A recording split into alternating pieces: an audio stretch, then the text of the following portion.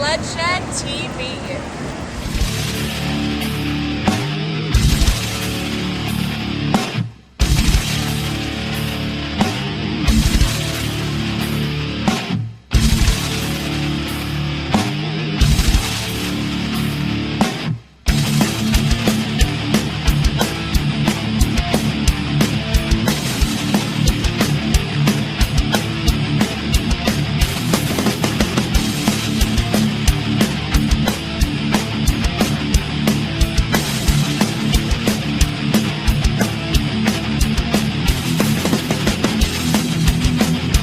Hey everybody, welcome back to Sled Shed TV. I am Indy, and today we're going to continue on our 2013 Renegade crossover build. What we're going to do today is we're going to replace our 6-inch risers with a pair of 10-inch PowerMadd risers. And for you taller riders out there, you know that 6 inches and under, you're kind of stooped over yet. So we're going to add another 4 inches. We should be standing straight up. We should be comfortable with the bars, and that should work out really well. What a 10-inch riser entails is we're going to have to start to get into the extensions, the brake extension and also the throttle extension. Anything over 6 inches, you're going to want to start thinking about the extensions. So come on back here and we'll show you what PowerMadd sent us.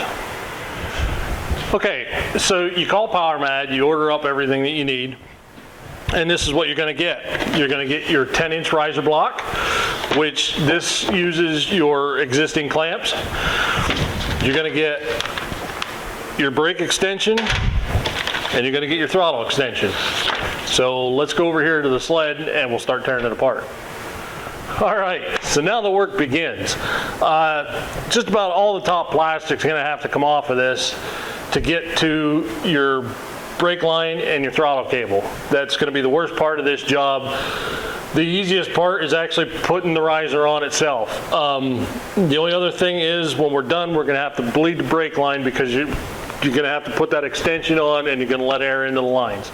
So that's actually going to be the hardest part of the job. Okay, so we're getting pretty in depth here with our teardown.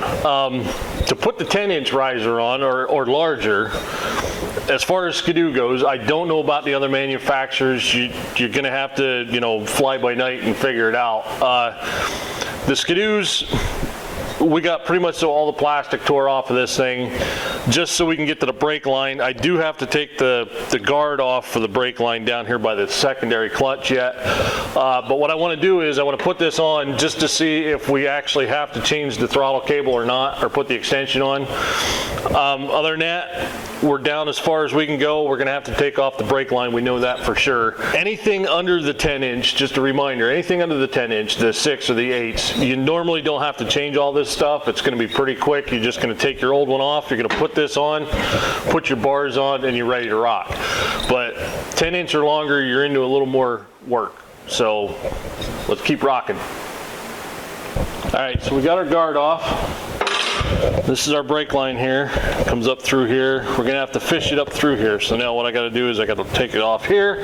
We'll take it off up top and we'll just slide it out. Then we'll put our new one in. All right, so here's a neat little trick. You're gonna get yourself a piece of fuel line hose. You wanna put a nozzle end on your bottle here for your brake fluid. Then you're gonna open your valve up and you're gonna start squirting.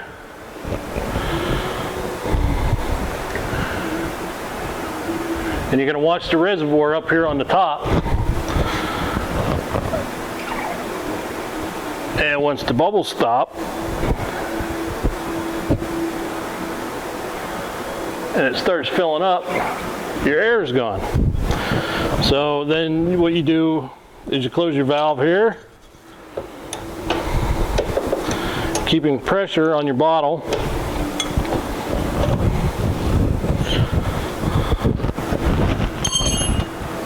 And you got your brakes back. Simple as that. It's a lot less time bleeding because you have a new line in now and you have air all inside this line, and it'd take forever to get that air out. So all you got to do is put your fluid back in backwards. Your air bubbles come out at the top of the reservoir and you're good. And we got brake. Works good. Okay, so our riser's done now. It's in there, it's solid. We have it set in one spot. We think we're gonna like it there, but we'll know for sure once we get it out on the snow. We have all of our cables and all of our wiring stuck in the riser now. Everything's tucked away nice and neat. We have full range of motion. There's no pinching or binding, and we have our brakes back. Just remember that little trick I showed you about bleeding the brakes. Bleed from the bottom up. It takes half the time of what it normally would to try and push all the bubbles to the bottom bleeder, and it works very well. If you're interested in any PowerMadd products, just go to PowerMadd.com and check them out. We like their hand guards and their risers, and I'm sure they have some other things that they offer as well.